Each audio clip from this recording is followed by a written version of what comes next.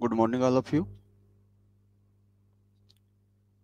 This is Professor Eknath Aire from Divine College of Pharmacy, Satana, Department of Pharmaceutics.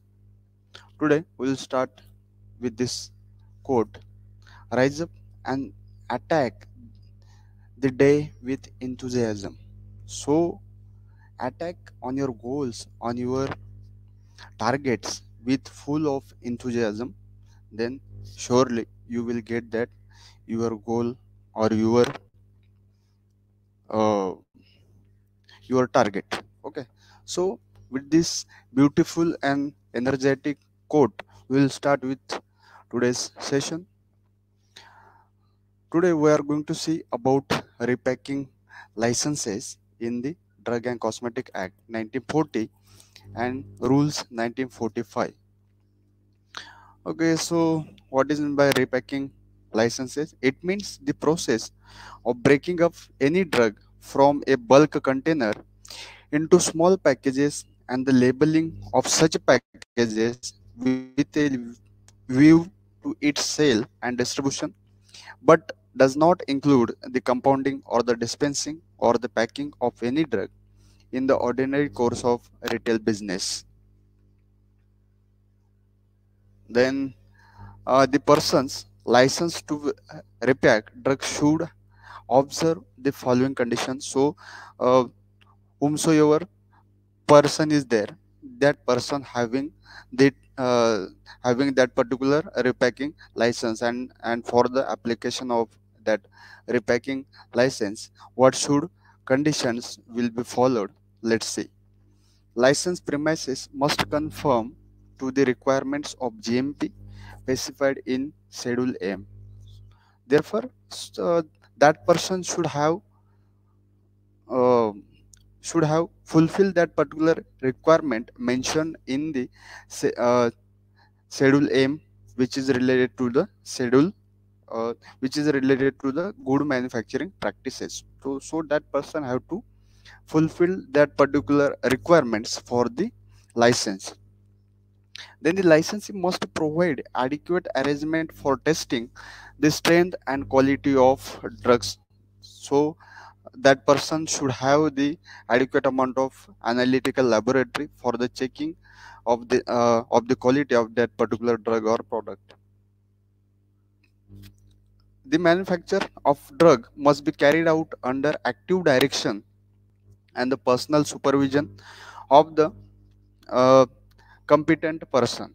Okay, so it should have the person who either holds a diploma in pharmacy or registered pharmacist under the Pharmacy Act, or it may be have passed the intermediate examinations with chemistry as a principal subject, or have passed matriculation examination and have not less than 4 years of experience in manufacturing or dispensing or repacking of drug. So whomsoever person is there who is working with that uh, department or the industry or the repacking department, so that person have to that particular knowledge to fulfill of uh, to work over there. Then the licensee must have adequate facilities for the storage of drugs so that the properties of drug are preserved. So it should be proper storage area should be there for the storage of that particular drug or product. Then the licensee must maintain the records for the repacking of drugs. It should have maintained the particular records regarding the packaging. Then the licensee must allow the inspector to inspect the premises where drugs are repacked and to check the records and to take a samples for test or analysis. Then the licensee must inform the licensing authority about any changes in the technical staff or any material changes in the plant or premises since the date of last inspection. So anything changes there, that inspector have to inform that particular authority or their reporting authority.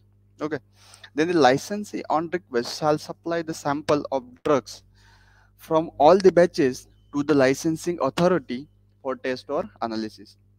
If the inspector feels that it should be analysis first, then he can send that sample to the analyst for the analysis purpose.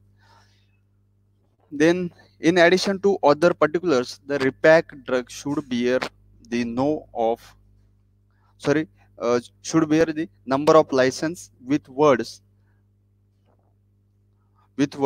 repacking license number on its label. So he uh, that particular person have to mention that particular repacking number on the each and every label of repacking. The license should be kept on the license premises and should produce before an inspector on demand. So that person should have to keep that uh, license in that premises wherever work is going on.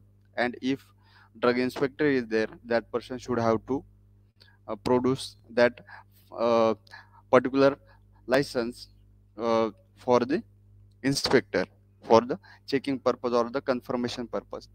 Then the license should comply with the provisions of the act, and all type of provisions should be comply of that person.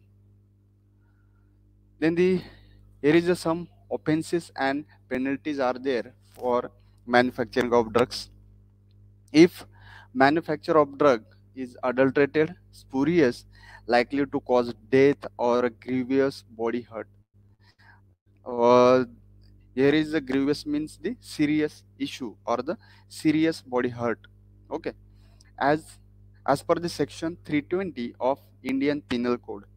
According to Indian Penal Code, the uh, the infringement or the uh, whatever fine is there, it should be applicable for that person regarding of this conviction. Okay, then the manufacturing drug without license or adulterated drug not likely to cause death or grievous body hurt. In that case, it should have or it may be applicable for the 1 to 3 years in infringement and not less than rupees 5,000 fine. Next is manufacture of drug in contravention of any other provision. If it is there, then 1 to 2 years of infringement is there and it may be with fine. Then if the licensee fails to keep the record or the disclose required information, in that case it should be applicable or it may be applicable for 1 year infringement and or fines of rupees 1,000. Then if somebody gives the false warranty by manufacturer to a purchaser, then it should be applicable for infringement or fine up to 500 or both.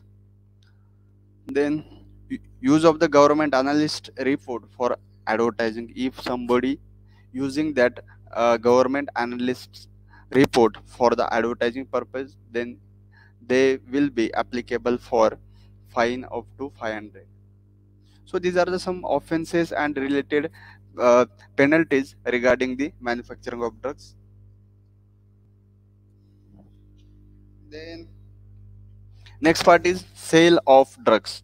So during the selling of particular drugs, whatever rules are there or whatever act is there, we should uh, fulfill that requirement of act and rules. If somebody are breaking that guidelines or rules or the act, then there is also some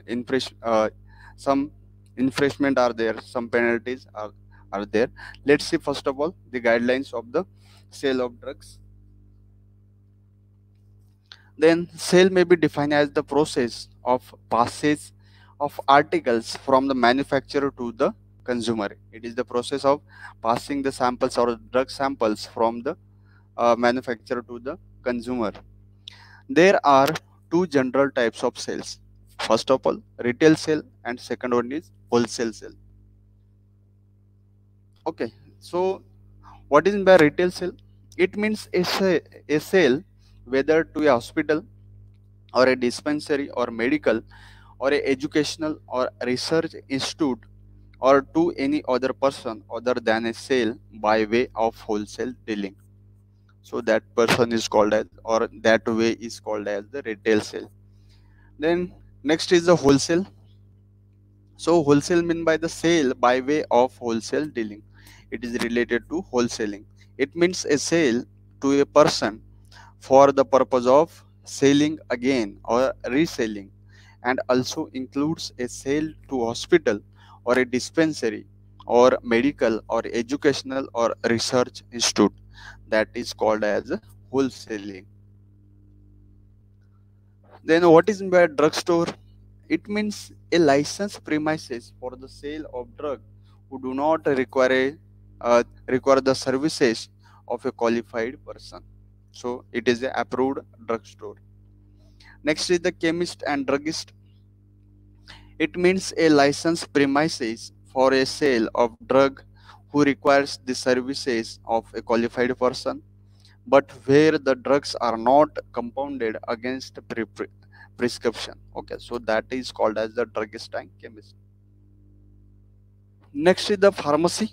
It means a licensed premises for the sale of drugs who requires the services of a qualified person who but where the drugs are compounded uh, against that particular prescription are called as pharmacy.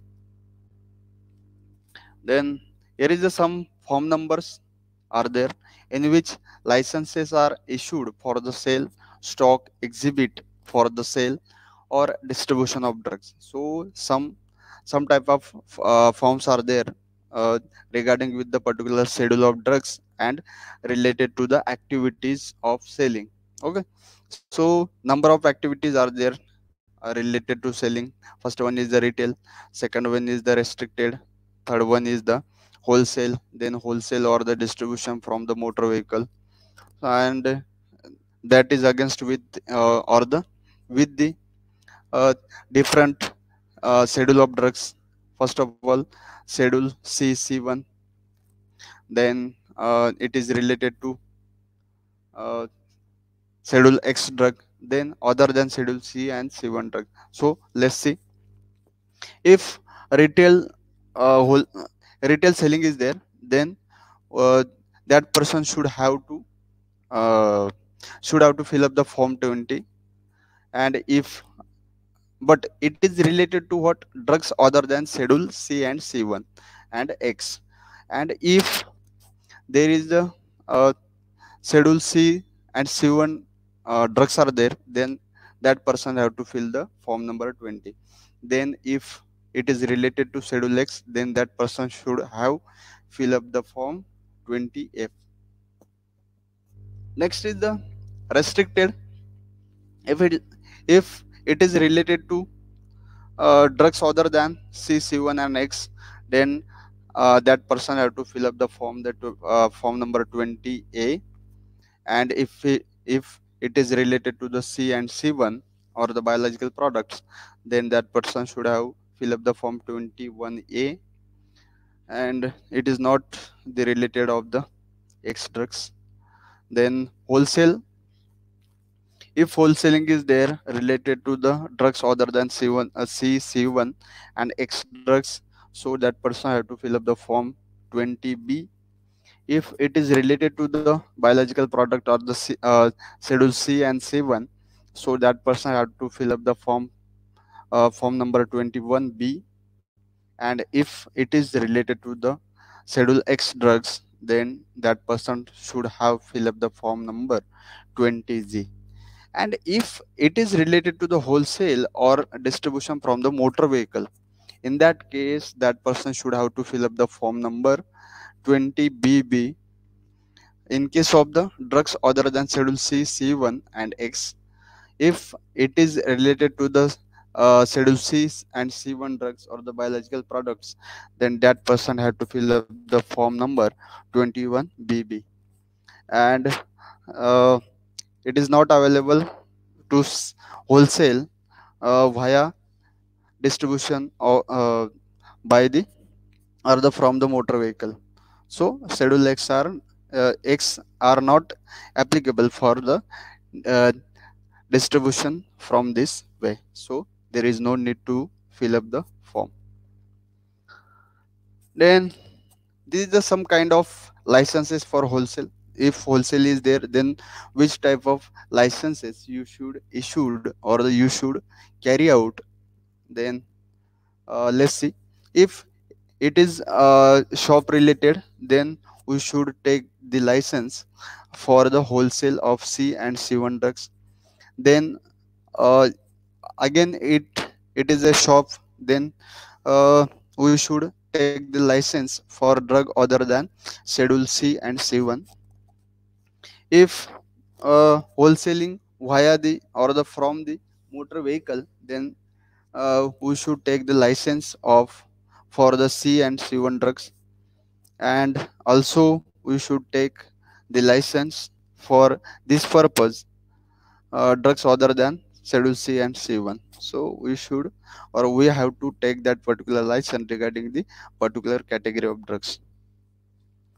Then if it is related to retail or the retail selling, then in that case, if it is a shop is there or any pharmacy shop is there, then we can take the drugstore license, we can take the chemist and druggist license, and also we can take the pharmacy license. That three type of license we should take.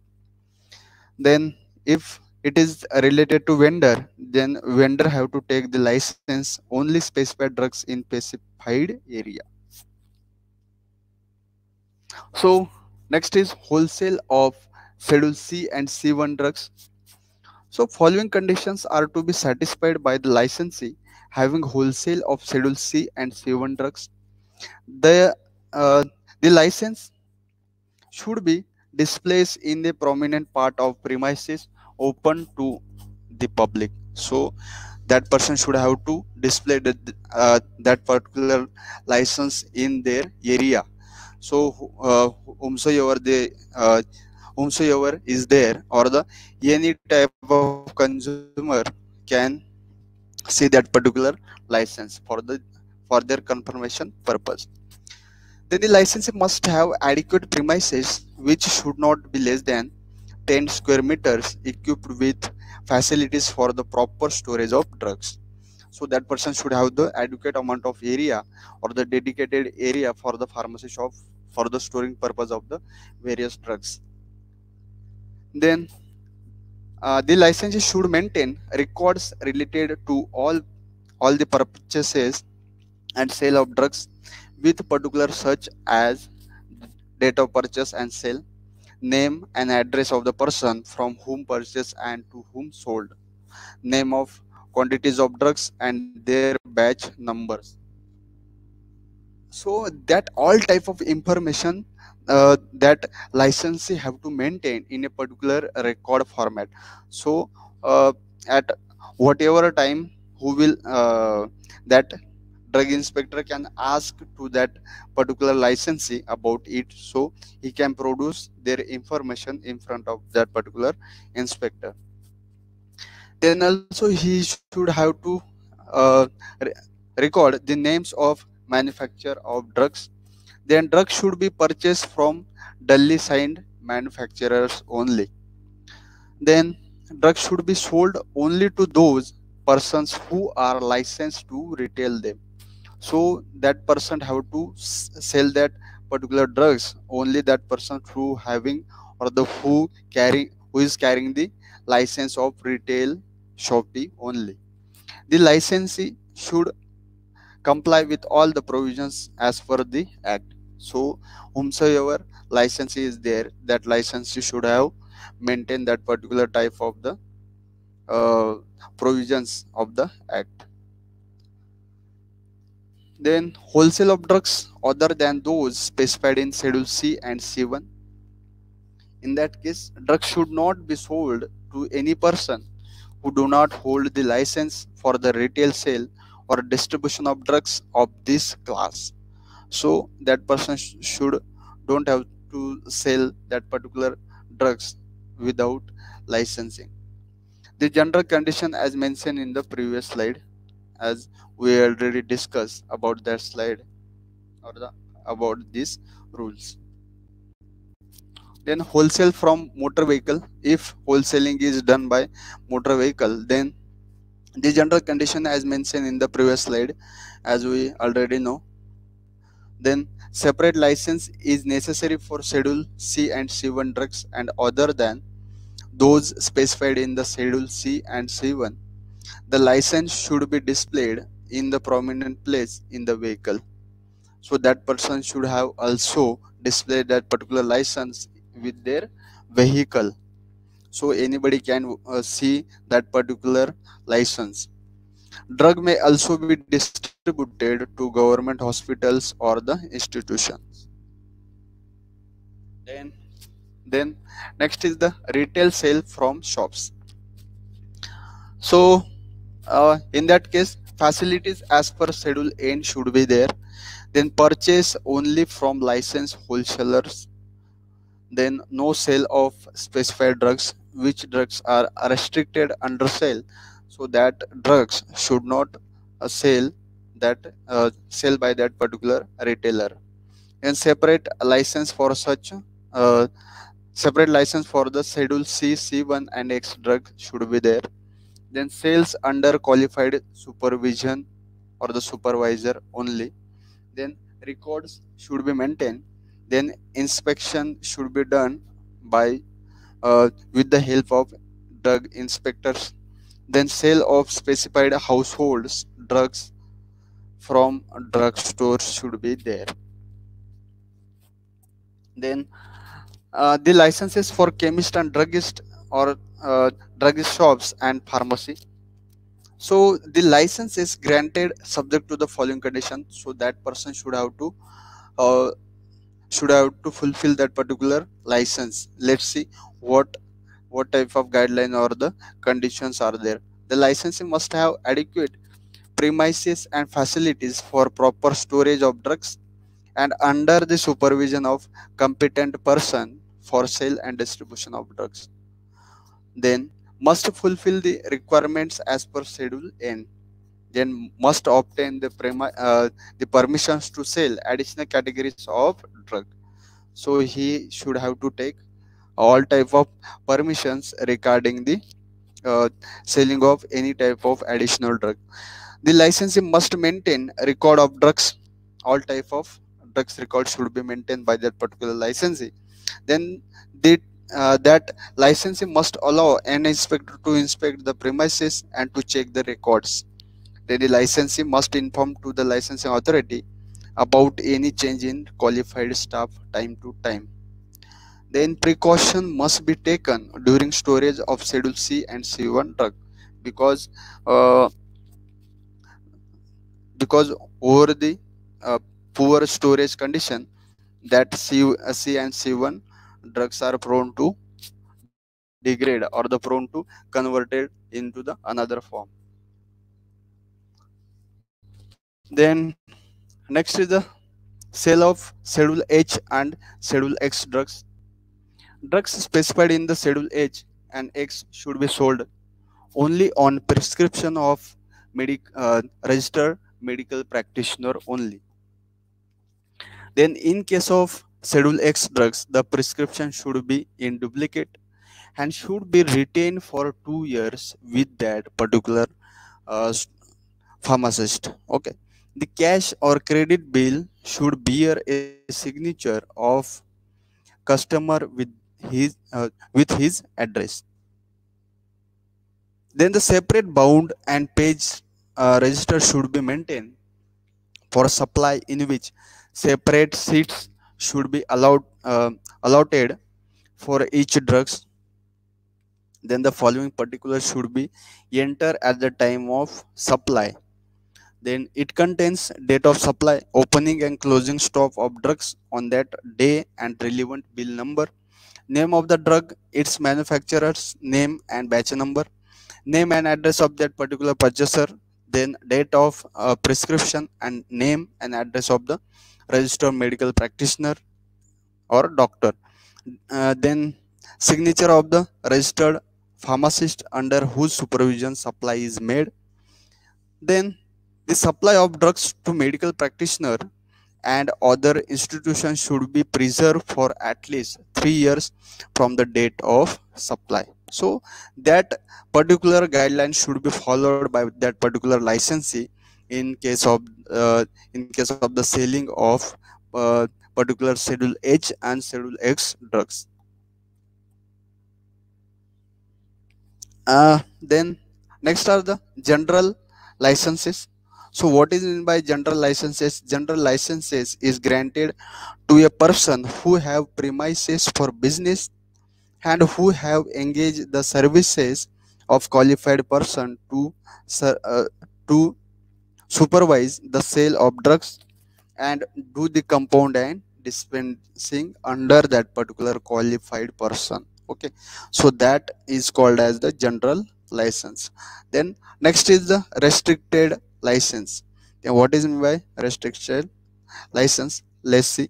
Restricted license is granted to those dealer who uh, do not